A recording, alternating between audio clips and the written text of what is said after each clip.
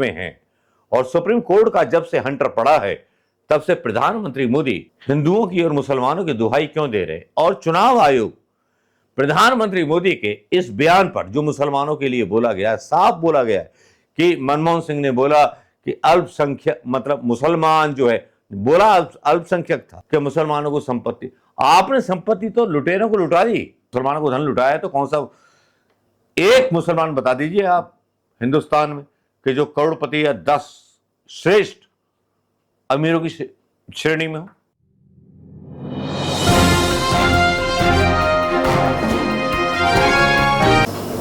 दोस्तों नमस्कार, मैं मनोज कुमार शर्मा आजाद हिंद आवाज न्यूज के लिए आपके बीच में एक बार फिर।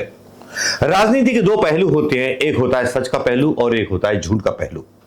झूठ का पहलू बहुत जल्दी फैलता है, अफवाहों का बाजार बहुत जल्दी फैलता है और झूठी खबर भी बहुत जल्दी फैलती है। मसलन कोई भी खबर डाल दीजिए आप, बहुत जल्दी फैलेगी और वायरल हो जाएगी। और सच बोलने वाला आदमी, उसको बदनाम करने के लिए लोग पीछे पड़ जाएंगे। कुछ ये बात जानते हैं प्रधानमंत्री मोदी अच्छी तरह से। प्रधानमंत्री मोदी एक ऐसे पद पर है, गरिमामय पद पर, संविधान के पद पर, कई बार ऐसे भाषण दे चुके हैं और कई बार मैं ये वर्ड दोहरा चुका हूं अपने वीडियो ब्लॉग्स में कि प्रधानमंत्री मोदी जी अपनी गरिमा का ध्यान तो रखिए। आपके जो भाषण हैं, जो इलेक्शन के भाषण हैं, वो विदेशों में भी सुने जाते हैं। इसका असर हमारे देश के व्यापार और हमारे देश के लोकतंत्र की प्रतिष्ठा पर आघात होता है। लेकिन प्रधानमंत्री किसी की नहीं सुनते, क्योंकि हवड़ तवड़ में किसी भी तरह से तुलसी बिरानी की सास को जो है चुनाव जीतना है। बात तो यही है, क्योंकि आज जिस तरह से प्रधानमंत्री मोदी जी कांग्रेस के घोषणा पत्र से परेशान होकर के बोल रहे थे, झूठ बोल रहे थे, झूठों से लबालब भरे हुए प्रधानमंत्री मोदी जी, जब पहले चरण के मतलब नतीजे इन्होंने इंटरनल पोल कराया जिसमें लगा कि हार, तो हताशा में इनका एक बयान निकल के आया। कांग्रेस के घोषणा पत्र को तोड़ मरोड़ करके पेश करते हैं अपनी एक स्पीच पे, जिसमें बोलते हैं कि मुसलमानों की पार्टी है कांग्रेस। और ये पहले फैल चुका है व्हाट्सएप पर, आज बोला है प्रधानमंत्री मोदी, पहले झूठ फैला लेते हैं व्हाट्सएप यूनिवर्सिटी पर 6 दिन पहले, और उसके बाद बयान देते हैं कि ये पार्टी जो है मुसलमानों को धन लुटाएगी। तो प्रधानमंत्री मोदी जी, आपने किसको धन लुटाया? आपके जितने भी भागे हुए लोग हैं वो क्यों वापस नहीं आए? और मुसलमानों को धन लुटाया तो कौन सा एक मुसलमान बता दीजिए आप हिंदुस्तान में कि जो करोड़पति या 10 श्रेष्ठ अमीरों की श्रेणी में हो, बहुसंख्यक हैं।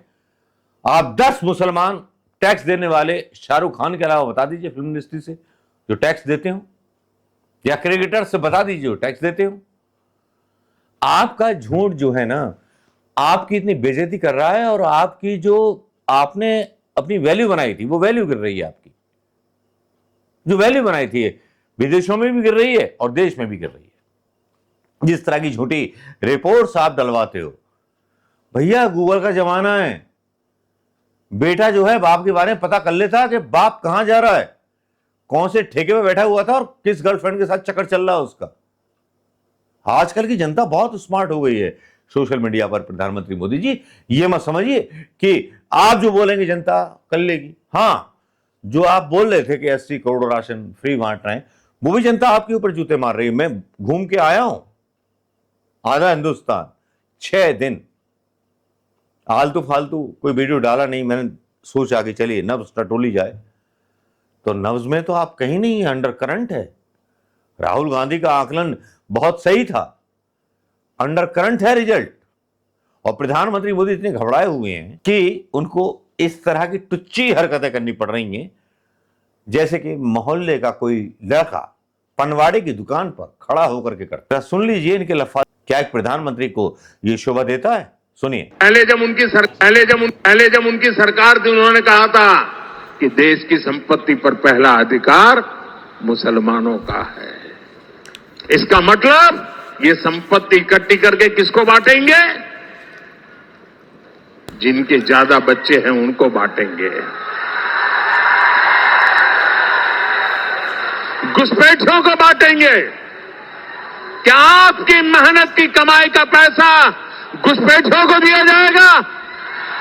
आपको मंजूर है ये कांग्रेस का मैनिफेस्टो कह रहा है कि वो माताओं बहनों का सोने का हिसाब करेंगे, उसकी जड़ती करेंगे, जानकारी लेंगे और फिर उस संपत्ति को बांट देंगे और उनको बांटेंगे जिनको मनमोहन सिंह जी की सरकार ने कहा था कि संपत्ति पर पहला अधिकार मुसलमानों का है। भाइयों बहनों, ये अर्बन नक्सल की सोच, मेरी माताओं बहनों, ये आपका मंगल सूत्र भी बचने नहीं देंगे, यहां तक जाएंगे, मैं कहने आया हूं। कांग्रेस के घोषणा पत्र से डरे हुए प्रधानमंत्री मोदी का यह बयान आपने सुन लिया होगा, लेकिन जवाब सुरेंद्र राजपूत का आ गया। सुरेंद्र राजपूत का जवाब भी सुन लीजिए। प्रधानमंत्री जी के आज के भाषण से स्पष्ट हो गया है कि वो चुनाव जीतने के लिए किस तरीके से चुनाव में झूठ का, छल का, कपट का और सांप्रदायिकता का सहारा ले रहे हैं। चुनाव होते रहेंगे, लेकिन प्रधानमंत्री के पद पर बैठा हुआ शख्स अगर झूठ बोले तो ये कतई उचित नहीं है। कांग्रेस के मैनिफेस्टो में कहीं पर भी इस तरीके की कोई बात नहीं है। कांग्रेस का मैनिफेस्टो तो जाति जनगणना की बात करता है। कांग्रेस का मैनिफेस्टो तो बात करता है कि 30 लाख रोजगार हम 1 महीने में सरकारी नौकरियां कैसे देंगे। कांग्रेस का मैनिफेस्टो बात करता है कि हम गृहिणियों को, गरीब गृहिणियों को किस तरीके से 1 लाख रुपए पर ईयर उनके खाते में डालेंगे, यानी 8,500 रुपए पर मंथ डालेंगे। कांग्रेस का मैनिफेस्टो बताता है कि हम युवा ग्रेजुएट्स को 1 लाख रुपए पर ईयर की अप्रेंटिसशिप कैसे देंगे। कांग्रेस का मैनिफेस्टो एमएसपी की गारंटी की बात करता है किसानों के लिए।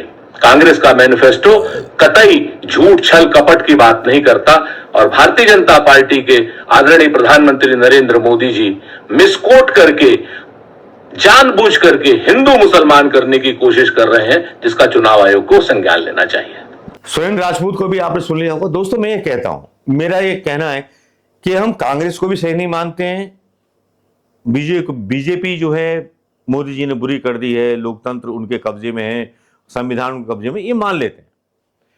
लेकिन ऐसे क्या मजबूरी आ गई जब सारी संस्थाएं प्रधानमंत्री मोदी जी के कब्जे में हैं और सुप्रीम कोर्ट का जब से हंटर पड़ा है तब से प्रधानमंत्री मोदी हिंदुओं की और मुसलमानों की दुहाई क्यों दे रहे? और चुनाव आयोग प्रधानमंत्री मोदी के इस बयान पर जो मुसलमानों के लिए बोला गया है, साफ बोला गया है कि मनमोहन सिंह ने बोला कि अल्पसंख्यक, मतलब मुसलमान जो है, बोला अल्पसंख्यक के मुसलमानों को संपत्ति, आपने संपत्ति तो लुटेरों को लुटा दी, अदानी अंबानी को लुटा दी, आप उस पर जवाब नहीं देते। राफेल की फाइल ने आपने जला दी, आप उस पर जवाब नहीं देते।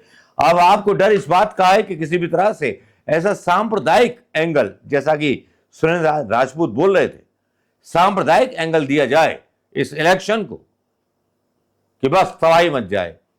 लेकिन प्रधानमंत्री मोदी जी, वो जमाने गए जब आप मंदिर के सामने गाय का मांस, मतलब आप नहीं, आपके लोग गाय का मांस और मस्जिद में सुअर का मांस डाल करके दंगे भड़काते थे।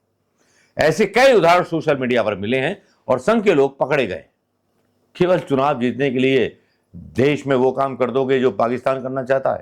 आप जैसे नेता तो पाकिस्तान से भी ज्यादा खतरनाक हैं, जो देश के उस व्यवस्था पर बैठे हुए हैं। अरे यार, आपको वोट क्यों दिया था हिंदुस्तान ने? आपको वोट दिया था विकास के नाम पर।